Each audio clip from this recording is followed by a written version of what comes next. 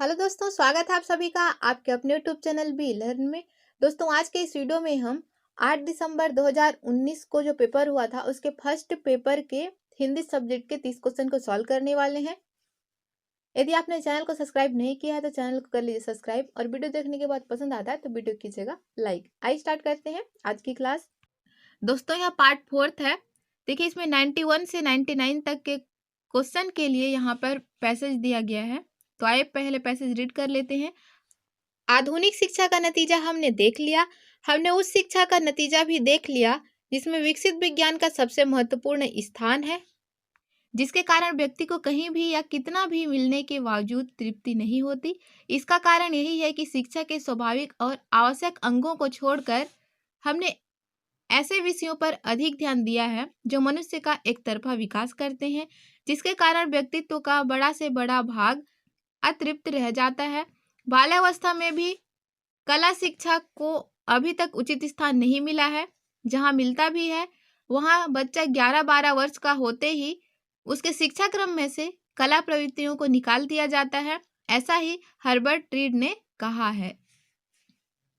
हमारा अनुभव हमें बताता है कि हर व्यक्ति 11 साल की उम्र के बाद किशोर अवस्था और उसके बाद भी सारे जीवन काल तक किसी न किसी कला प्रवृत्ति को अपने भाव प्रकटन का जरिया बनाए रख सकता है।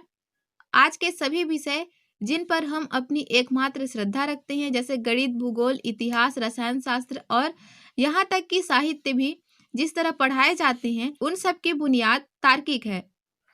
इन पर एकमात्र जोर देने के कारण कला प्रवृत्तियां जो भावना प्रधान होती हैं, पाठ्यक्रम से करीब करीब निकल जाती हैं। ये प्रवृत्तियां केवल पाठ्यक्रम से ही नहीं निकल जाती, बल्कि इन तार्किक विषयों को महत्व देने के कारण व्यक्ति के दिमाग से भी बिल्कुल निकल जाती है। किशोर अवस्था को इस तरह गलत रास्ते पर ले जाने का नतीजा भयानक हो रहा है। सभ्यता रोज बरोज बेड़ब होती जा रही है। व्यक्ति का गलत विकास हो रहा है। उसका मानस अस्वस्थ है, परिवार दुखी है, समाज में फूट पड़ी है और दुनिया पर ध्वंस करने का ज्वर चढ़ा है। इस भयानक अवस्थाओं को हमारा ज्ञान विज्ञान सहारा दे रहा है। आज की तालीम भी इसी दौड़ में साथ दे रही है। दोस्तों, पैसेज हमने रीड कर लिया है। आइए अब देखते हैं क्वेश्चन।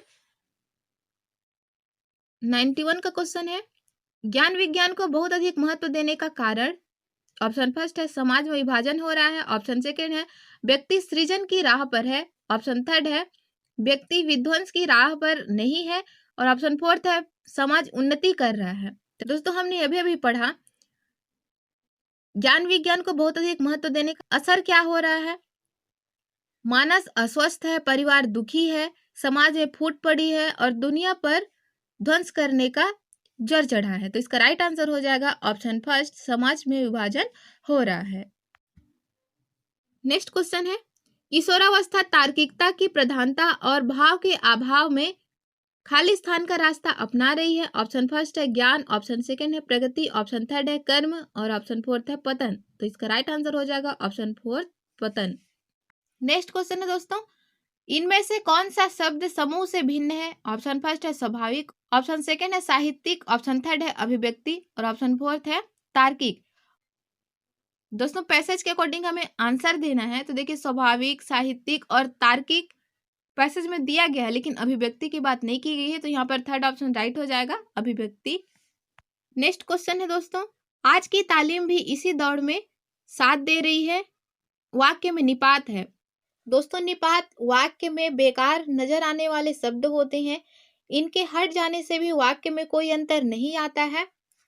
वाक्य में हम निपात का प्रयोग वाक्य को जोड़ देने के लिए करते हैं। यहाँ पर आज की तालीम भी इसी दौड़ में साथ दे रही है, हमें भी यहाँ पर निपात है। यदि हम भी को हटा भी देते हैं फिर भी देखिए वाक्य बन रहा है, आज की तालीम इसी दौड़ में साथ दे रही है। तो वाक्य का जो अर्थ है वो नहीं बदल रहा है, यहाँ पर भी निपात है। और एक एग्जाम्पल देखते हैं दोस्तों, जैसे हम रायगढ़ से पुसौर के बीच की दूरी बता रहे हैं। रायगढ़ से पुसौर 30 किलोमीटर दूर है, लेकिन उसी को हम बोल रहे हैं कि रायगढ़ से पुसौर लगभग 30 किलोमीटर दूर है। तो हम रायगढ़ से पुसौर 30 किलोमीटर दूर है बोल रहे हैं, तो भी वाक्य कंप्लीट है, पूरा है। और हम जब बोल रहे हैं कि रायगढ़ से पुसौर लगभग 30 किलोमीटर दूर है, तो देखिए यहाँ पर लगभग क्या है, लगभग निपात है। दोस्तों निपात बहुत सारे होते हैं, तो, भी, ही, तक, लगभग। तो आप ऐसे ही पहचानिएगा। यदि वाक्य उस शब्द को निकाल देने से वाक्य में कोई परिवर्तन यदि उस शब्द को निकाल देने से वाक्य के अर्थ में कोई परिवर्तन नहीं हो रहा है तो वही शब्द होगा निपात। तो यहाँ पर राइट आंसर हो जाएगा ऑप्शन फर्स्ट भी। नेक्स्ट क्वेश्चन है दोस्तों, विकसित शब्द में प्रत्यय है। ऑप्शन फर्स्ट है इत, ऑप्शन सेकेंड है ता, ऑप्शन थर्ड है सत और ऑप्शन फोर्थ है सित। इसका राइट आंसर हो जाएगा ऑप्शन फर्स्ट इत। विकसित शब्द में इत प्रत्यय है। दोस्तों हमारे चैनल पर हिंदी ग्रामर के लगभग सभी टॉपिक पर वीडियो अपलोड है। यदि आप लोग देखना चाहें तो देख सकते हैं। बहुत ही इजी तरीके से एक्सप्लेन किया गया है विथ एग्जांपल्स।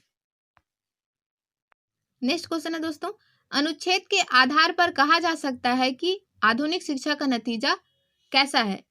जो हमने पैसेज पढ़ा है उसके अकॉर्डिंग हमें आंसर देना है। ऑप्शन फर्स्ट है दुखद है, ऑप्शन सेकेंड है औसत है, ऑप्शन थर्ड है पता नहीं और ऑप्शन फोर्थ है सुखद है। तो इसका राइट आंसर हो जाएगा ऑप्शन फर्स्ट दुखद है। नेक्स्ट क्वेश्चन है दोस्तों, आधुनिक शिक्षा में किस विषय को सबसे अधिक महत्व दिया जाता है। ऑप्शन फर्स्ट है भाषा को, ऑप्शन सेकेंड है विज्ञान को, ऑप्शन थर्ड है इतिहास को और ऑप्शन फोर्थ है कला को।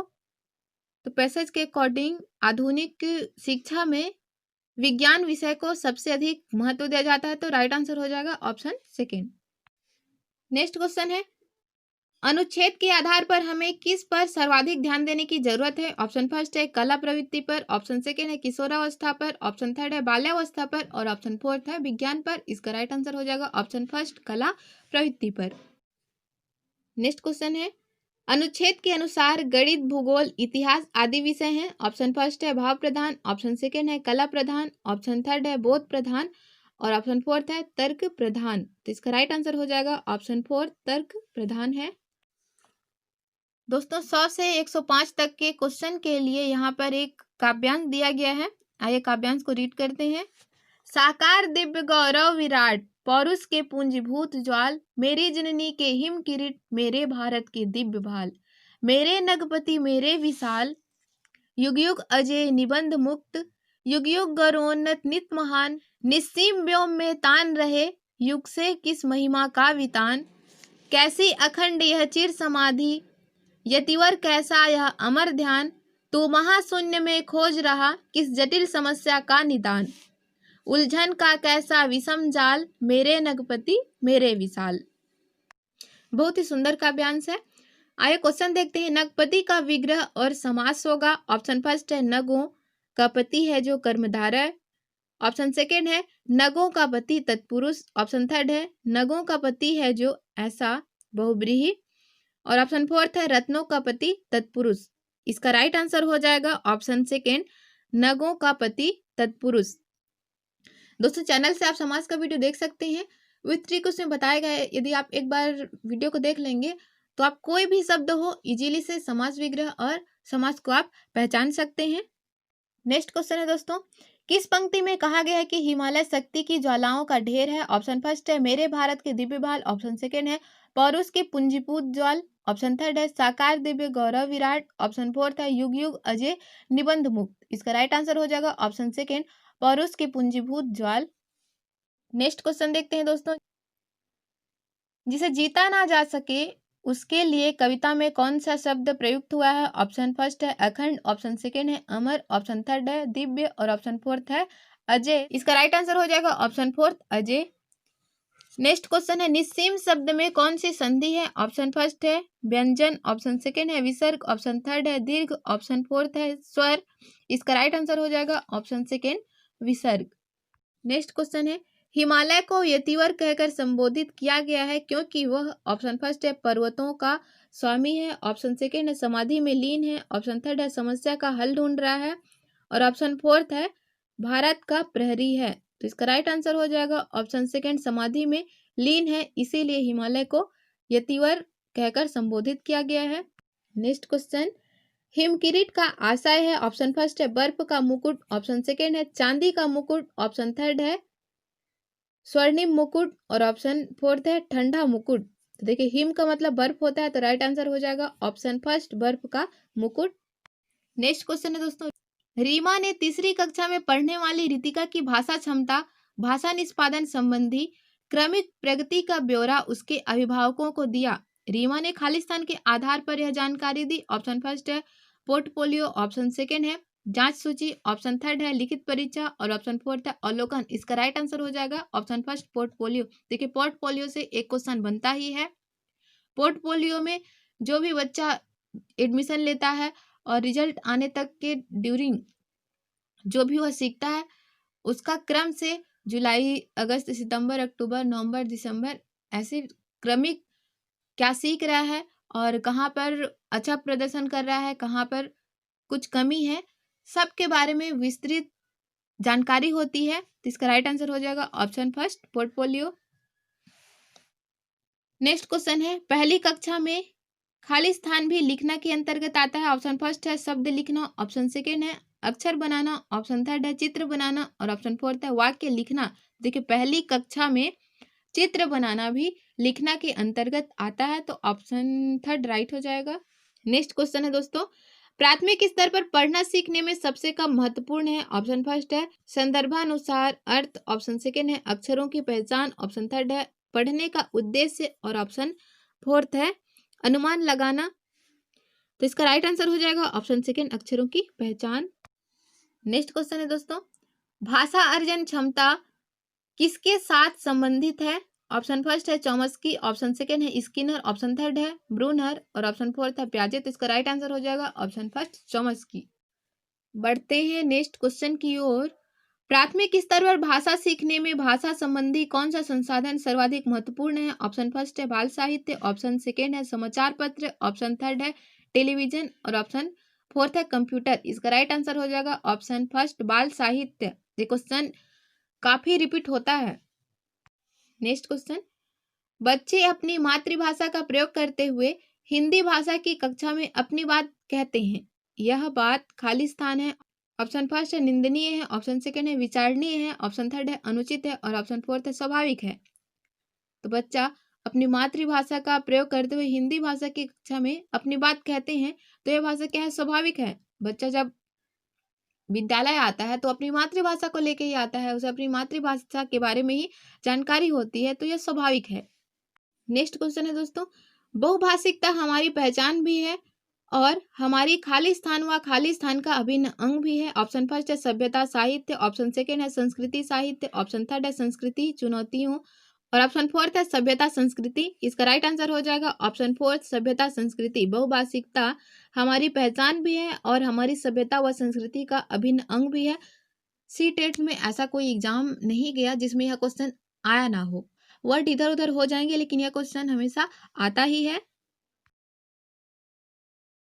नेक्स्ट क्वेश्चन है प्राथमिक स्तर की पाठ्य पुस्तक में कार्टून, भाषण, विज्ञापन आदि बच्चों के भाषा क्षमता विकास में खाली स्थान है। ऑप्शन फर्स्ट है बाधक, ऑप्शन सेकेंड है निरर्थक, ऑप्शन थर्ड है अनुपयोगी और ऑप्शन फोर्थ है सहायक। तो इसका राइट आंसर हो जाएगा ऑप्शन फोर्थ सहायक। नेक्स्ट क्वेश्चन है पांचवी कक्षा की सुहानी पांचों किन्हें, आंखें, दोनों आदि शब्द लिखती हैं, आप सुहानी के लेखन क्षमता के बारे में क्या कहेंगे।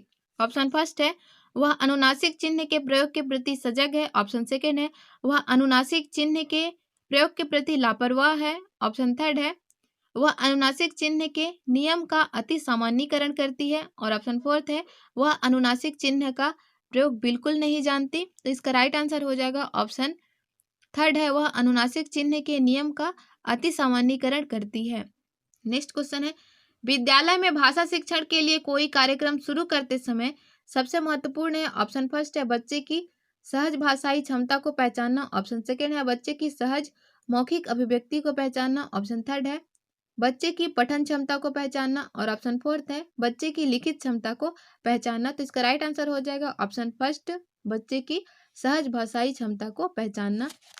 नेक्स्ट क्वेश्चन देखते हैं कई बार बच्चे स्कूल आते हैं तो 2 या 3 भाषाओं को खाली स्थान और बोलने की क्षमता से लैस होते हैं। ऑप्शन फर्स्ट है लिखने, ऑप्शन सेकेंड है रटने, ऑप्शन थर्ड है समझने और ऑप्शन फोर्थ है पढ़ने। तो इसका राइट आंसर हो जाएगा ऑप्शन फोर्थ पढ़ने। जब बच्चे स्कूल आते हैं तो 2 या 3 भाषाओं को पढ़ने और बोलने की क्षमता से लैस होते हैं। नेक्स्ट क्वेश्चन है दोस्तों, किसी विषय को सीखने का मतलब है उसकी खाली स्थान को सीखना। ऑप्शन फर्स्ट है विषय वस्तु उपयोगी, ऑप्शन सेकेंड है अवधारणाओं शब्दावली, ऑप्शन थर्ड है शब्दावली विषय और ऑप्शन फोर्थ है अवधारणाओं विषय वस्तु। तो इसका राइट आंसर हो जाएगा ऑप्शन सेकेंड, किसी विषय को सीखने का मतलब है उसकी अवधारणाओं और शब्दावली को सीखना। नेक्स्ट क्वेश्चन है, प्राथमिक स्तर पर बच्चों की भाषा का आकलन करने का उद्देश्य है। ऑप्शन फर्स्ट है उसके भाषा प्रयोग की क्षमता का आकलन, ऑप्शन सेकेंड है उसकी लेखन क्षमता का आकलन, ऑप्शन थर्ड है उसकी बोलने की कुशलता का आकलन और ऑप्शन फोर्थ है उसकी पठन क्षमता का आकलन। तो इसका राइट आंसर हो जाएगा ऑप्शन फर्स्ट, उसके भाषा प्रयोग की क्षमता का आकलन। जब भी हम प्राथमिक स्तर पर बच्चों की भाषा का आकलन करते हैं तो उसका यह उद्देश्य होता है कि बच्चा भाषा प्रयोग करना सही तरीके से जान रहा है या फिर नहीं। नेक्स्ट क्वेश्चन है, इनमें से कौन सा भाषा आकलन में सबसे कम प्रभावी तरीका है। ऑप्शन फर्स्ट है कहानी लिखना, ऑप्शन सेकेंड है घटना वर्णन, ऑप्शन थर्ड है श्रुत लेख और ऑप्शन फोर्थ है कहानी कहना। तो देखिए, कहानी लिख रहा है तभी बच्चा एक्टिव है, घटना वर्णन कर रहा है तभी बच्चा एक्टिव है, कहानी कह रहा है तभी वह एक्टिव है। यहाँ पर श्रुत लेख सबसे कम प्रभावी है, तो राइट आंसर हो जाएगा ऑप्शन थर्ड श्रुत लेख। इसका लास्ट क्वेश्चन, आकलन की प्रक्रिया में केवल बच्चे की क्षमताओं का आकलन नहीं होता बल्कि शिक्षक की शिक्षण प्रक्रिया का भी आकलन होता है। यह विचार ऑप्शन फर्स्ट है अंशतः सही है, ऑप्शन सेकेंड है पूर्णतः गलत है, ऑप्शन थर्ड है निराधार है और ऑप्शन फोर्थ है पूर्णतः सही है। तो इसका राइट आंसर हो जाएगा ऑप्शन फोर्थ पूर्णतः सही है।